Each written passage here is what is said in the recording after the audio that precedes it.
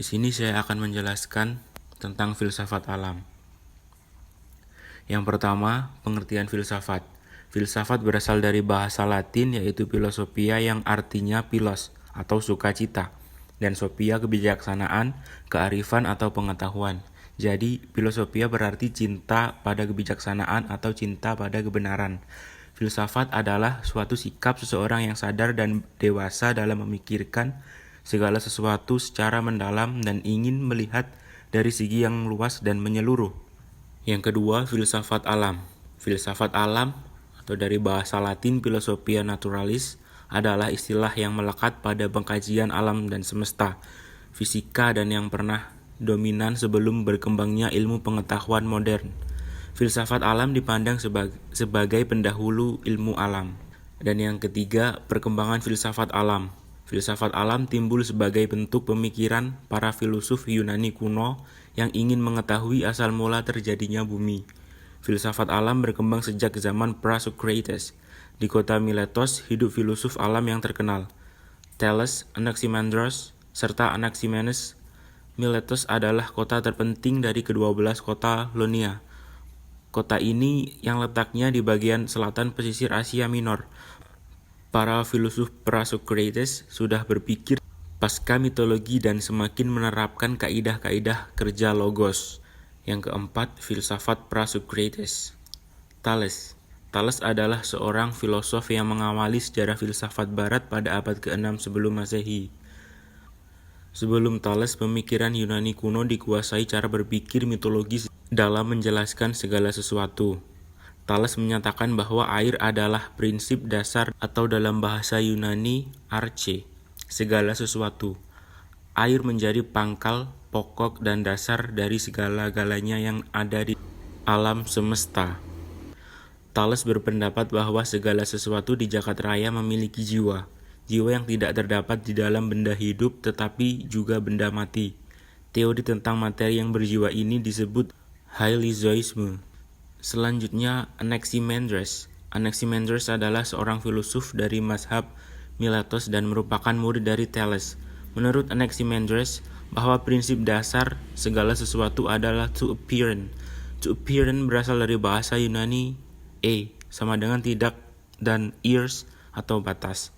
Ia merupakan suatu prinsip abstrak yang menjadi prinsip dasar dari segala sesuatu. Ia bersifat ilahi, abadi, tak terubahkan dan meliputi segala sesuatu. Menurut Anaximandros, dari to appearance berasal dari segala sesuatu yang berlawanan, yang terus berperang satu sama lain, yang panas membalut yang dingin sehingga yang dingin itu terkandung di dalamnya. Mengenai terjadinya makhluk hidup di bumi, Anaximandros berpendapat bahwa pada awalnya bumi diliputi air semata-mata. Karena itu, makhluk hidup pertama yang ada di bumi adalah hewan yang hidup di dalam air. Selanjutnya, Anaximenes. Anaximenes berpendapat bahwa udara adalah prinsip dasar segala sesuatu. Udara adalah zat yang menyebabkan seluruh benda muncul, telah muncul, atau akan muncul sebagai bentuk lain.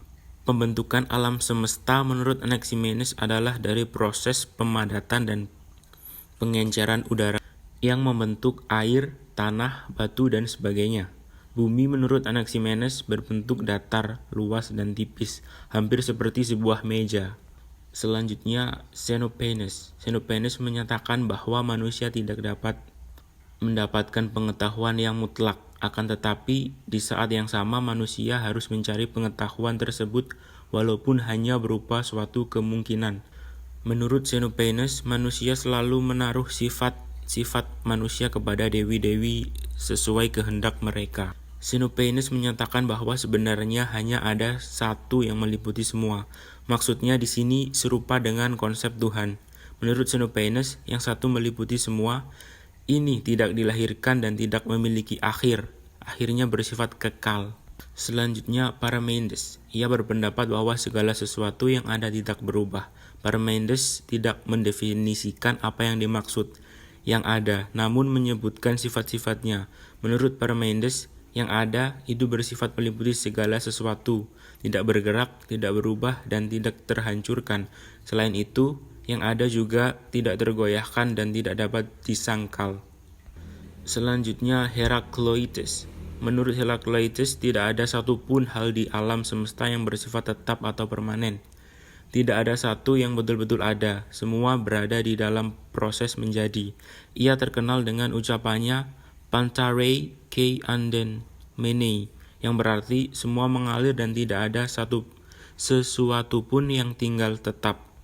Menurut Heraclitus, tiap benda terdiri dari yang berlawanan atau pertentangan tetapi tetap terdapat kesatuan. Namun, Anaximenes mengatakan pertentangan tersebut sebagai ketidakadilan. Sedangkan Heraclitus menyatakan bahwa pertentangan yang ada adalah prinsip keadilan. Selanjutnya, Empedocles. Empedocles berpendapat bahwa prinsip yang mengatur alam semesta tidaklah tunggal, melainkan terdiri dari 4 anasir atau zat. 4 anasir tersebut adalah air, tanah, api, dan udara.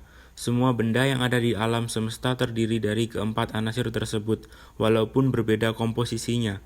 Menurut Empedocles, ada 2 prinsip yang mengatur perubahan-perubahan di dalam alam semesta.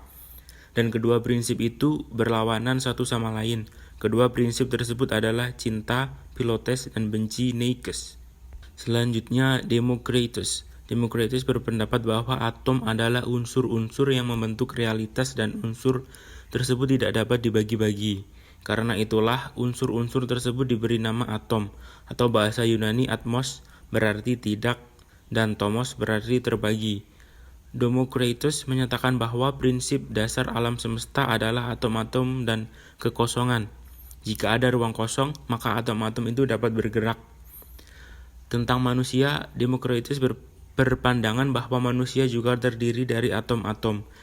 Jiwa manusia digunakan sebagai atom-atom halus. Atom-atom ini digerakkan oleh gambaran-gambaran kecil atas suatu benda yang disebut eidola. Menurut Democritus, nilai tertinggi di dalam hidup manusia adalah keadaan batin yang sempurna. Hal itu dapat dicapai bila manusia menyeimbangkan semua faktor di dalam kehidupan, kesenangan dan kesusahan, kenikmatan dan pantangan. Yang terakhir, Anaxagoras. Empedocles menyatakan bahwa hanya ada 4 zat yang menjadi prinsip alam semesta, sedangkan Anaxagoras menyatakan bahwa jumlah prinsip tersebut tak terhingga. Zat-zat tersebut disebutnya benih-benih atau spermata. Menurut Anaxagoras, setiap benda, bahkan seluruh realitas di alam semesta, tersusun dari suatu campuran yang mengandung semua benih dalam jumlah tertentu. Anaxagoras menyatakan hanya ada satu prinsip yang mendorong perubahan-perubahan dari benih-benih tersebut, yakni nous. Nous berarti roh atau rasio.